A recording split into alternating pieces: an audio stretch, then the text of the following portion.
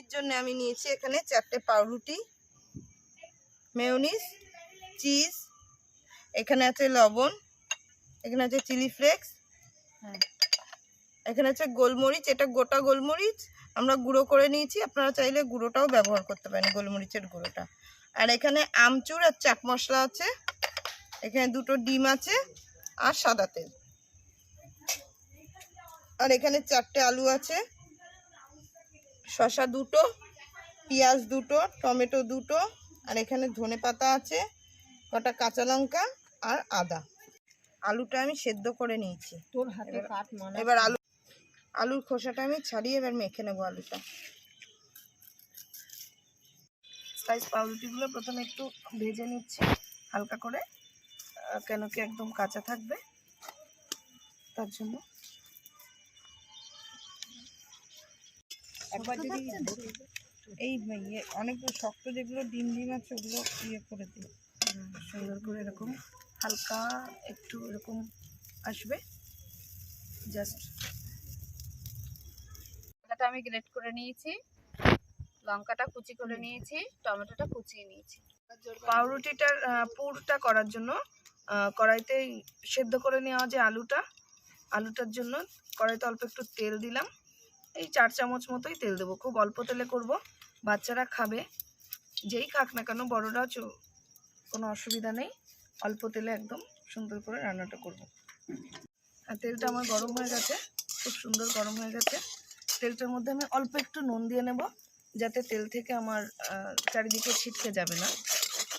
অল্প একটু নুন দিয়ে আমি পেঁয়াজ কুচিয়ে নিয়েছি, একটা পেঁয়াজ, ছোটো করে পেঁয়াজ, সেই যে পেঁয়াজটাকে আমি পুরোটাই সুন্দর করে ভেজে নেবো। যত একটু ব্রাউন কালার হবে আমি নামিয়ে নেবো এটা।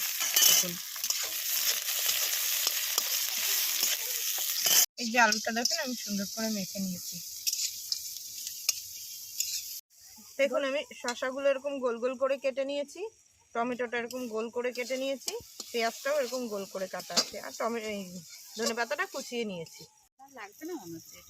আমার পেঁয়াজটা দেখুন বাদামি বাদামি কালারটা হয়ে গেছে। এবার এর মধ্যেই যেটুকুনি তেল দিয়েছিলাম ওর মধ্যে আমি আর কোনো এক্সট্রাভাবে তেল দিইনি, তার মধ্যে আমি এই টমেটো কুচিটা দিয়ে দিলাম। একটা টমেটো, বড় টমেটোর অর্ধেকটা কুচিয়ে নিয়েছিলাম, এইটাকেই আমি এর মধ্যে দিয়ে দিচ্ছি দেবো। এবার টমেটোটা এর সাথে হতে হতেই আমার আদা যে গ্রেট করা ছিল সেই আদাটুকু দিয়ে দেবো। একদম খুব সিম্পল, খুব সাধারণ উপায়, খুব সংক্ষেপে আমরা এটা করে নিতে পারবো।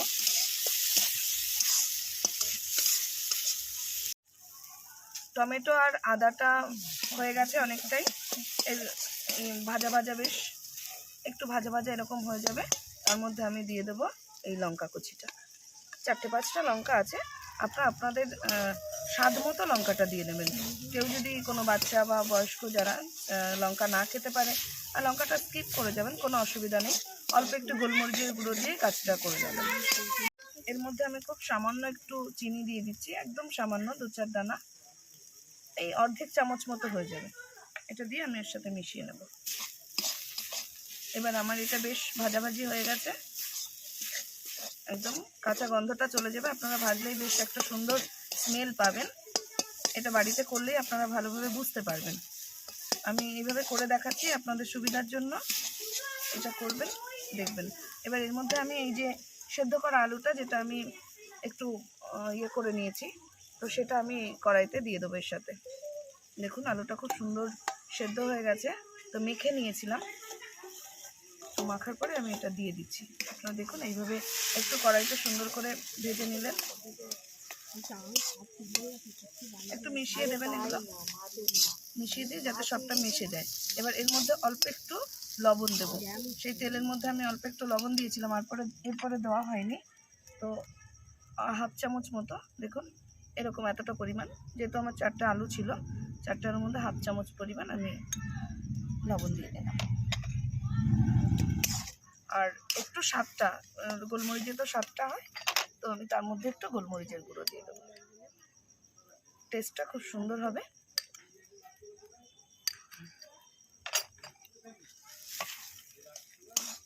ব্যাস এভাবে আমি নাড়িয়ে চাড়িয়ে দেখুন এটা আমার পুরোটা সমস্ত কিছু সব মিশে গেছে, মশলাগুলো যেগুলো দিয়েছিলাম আমি আলুটার সাথে খুব সুন্দর করে মিশে আছে। তো এবার আমি এটাকে নামিয়ে দেবো কড়াই থেকে। নামানোর পর আমার পুরের জন্য আজ আলুটা তৈরি হয়েছিল, আলুটা নামার পরে এর মধ্যে আমি ধনেপাতা কুচিটা দিয়ে দিচ্ছি। নামিয়ে ধনেপাতা কুচিটা দিলে তাহলে ধনেপাতার যে গন্ধটা বা টেস্টটা সুন্দর থাকবে।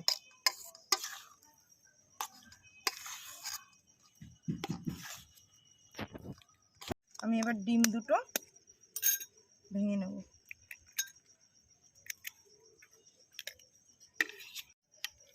আমি ডিমের সামান্য একটু নুন আর সামান্য একটু গোলমরিচ গুঁড়ো দেবো,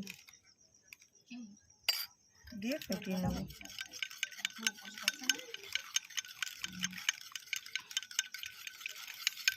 এই ভেজে নেওয়া যে পাউরুটিটা তার মধ্যে এবার আমি এই পুরটা প্রথমে দিয়ে সুন্দর করে সাজিয়ে নেব। চামচ দিয়ে করব, খুব সুন্দর করে পুরোটাকে কভার করে আমি সাজিয়ে নেব পুরটা দিয়ে, যাতে পুরোটা আমার লেগে যায়, কভার করে যায়। এই দেখুন আমার এটা পুরোটা সাজানো হয়ে গেছে। হ্যাঁ, পুরোটা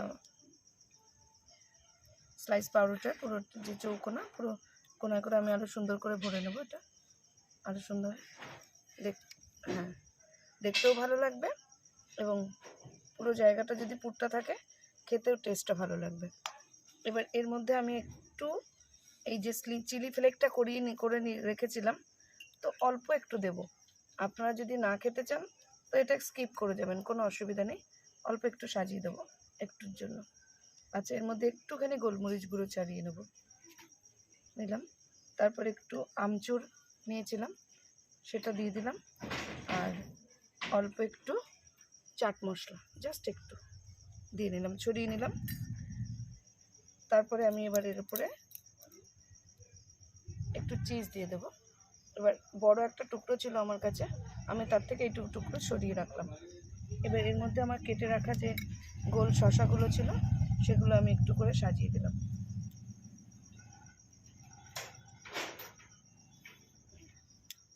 কেটে নেওয়া পেঁয়াজটা আছে, আমি এখানে ছোট ছোট করে গোল গোল করে এটা সুন্দর করে যাতে সাজানো হয় সেই মতো করে নিলাম। এই যে তার উপরে আমি ছোট্ট যে চিজের টুকরোটা আরেকটা ছিল সেটা আমি এর উপরে সাজিয়ে দিলাম। এবার এর উপর থেকে একটু মেয়োনিজ দিয়ে দেবো।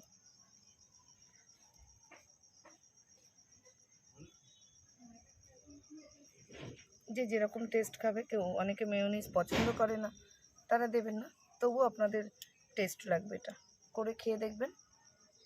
এবার তার উপর থেকে আরেকটা যে পাউরুটির টুকরো ভাজা ছিল সেটার উপরে চাপিয়ে দিলাম।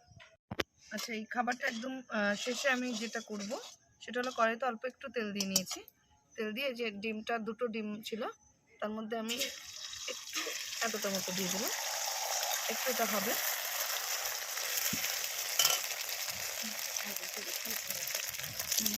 তার মধ্যে এই যে ডিমটা হয়ে এসছে দেখবেন, একটু কাঁচা কাঁচা থাকতেই এর উপরে বসিয়ে দেবো।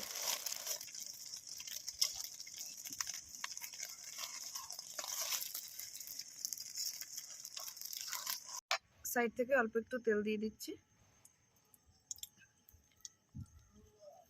দিয়ে আমি আরেকটু ডিম দিয়ে দেবো। দিয়ে এটা হতে হতে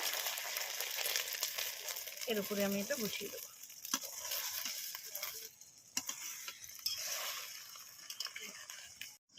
এটা আমার ভাজা হয়ে গেছে, এবার আমি এটা তুলে নেব। আমাদের কাটা হয়ে গেছে, এবার ভেতরটা দেখুন কত সুন্দর, বেশ স্মজি। এই যে দেখুন কি সুন্দর চিজগুলো গরম হয়ে গেছে এবং এটা খুব সুন্দর একটা দেখতে এসেছে। চিজটা এবার খেলে আরও সুন্দর লাগবে।